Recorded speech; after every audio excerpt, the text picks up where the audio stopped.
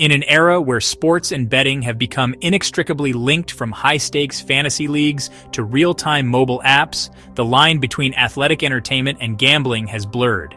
The global sports betting market is a multi-hundred-billion-dollar industry, attracting millions with the promise of easy winnings based on the outcome of a game. For Muslims, this modern phenomenon raises critical questions about faith, ethics, and the very nature of permissibility.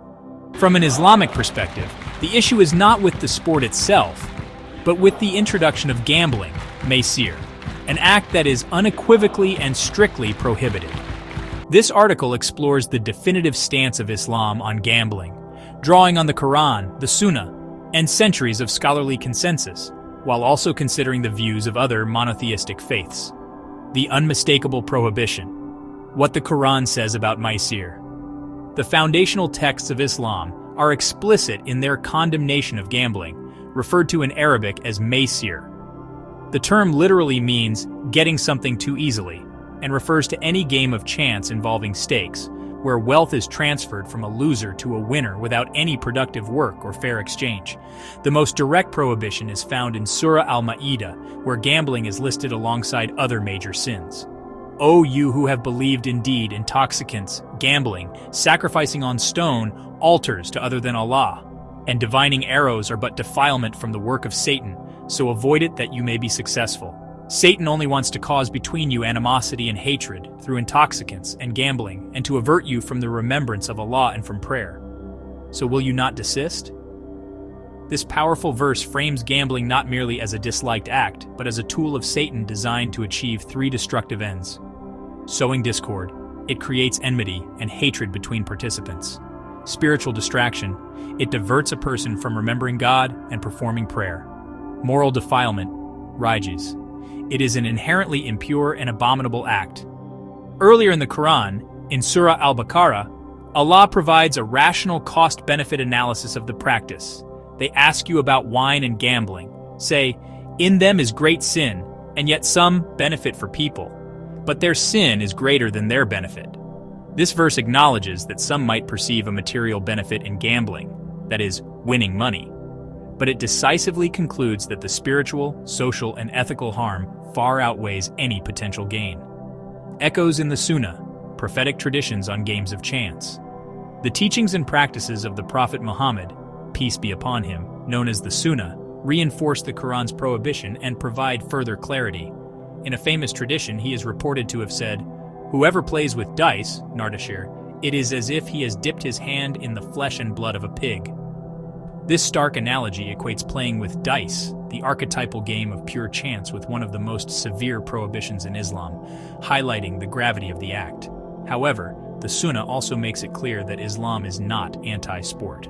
The Prophet himself engaged in and encouraged sports that involved skill and had a beneficial purpose, such as improving physical fitness and military readiness.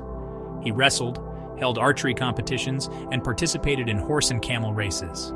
This provides a crucial contrast. Islam champions sports that build character and skill, but prohibits activities that rely on luck and unearned gain. The scholarly lens, from classical jurists to modern fatwas. Based on these clear textual sources, there has been a firm consensus, ijma, among Islamic scholars throughout history on the prohibition of maysir.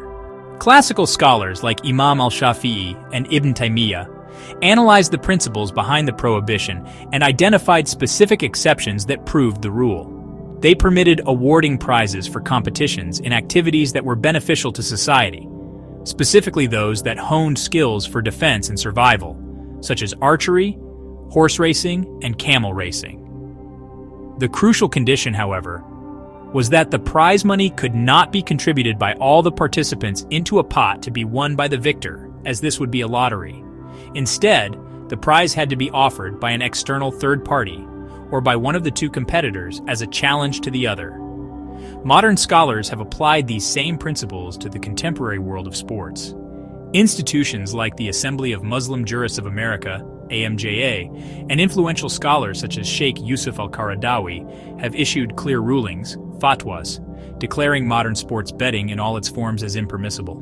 This includes betting on the outcome of a match, office pools where money is staked on tournament brackets, fantasy sports leagues that require a paid entry fee to compete for a cash prize pool. The reasoning remains consistent with classical jurisprudence. These are all clear-cut forms of maysir.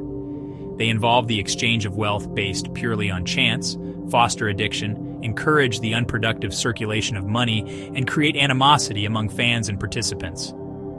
A shared ethic. Perspectives from Judaism and Christianity.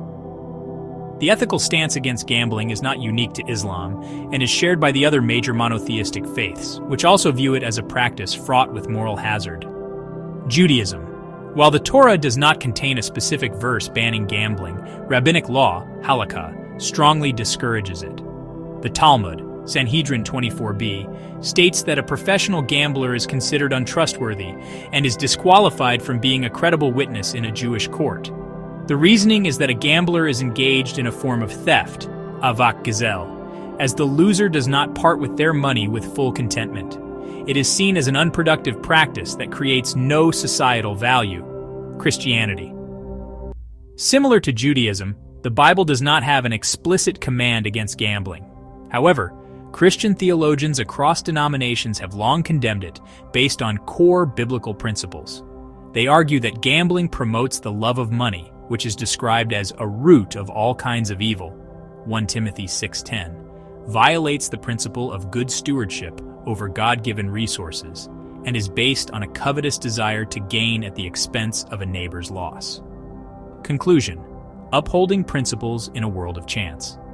The Islamic position on sports and gambling is both clear and consistent.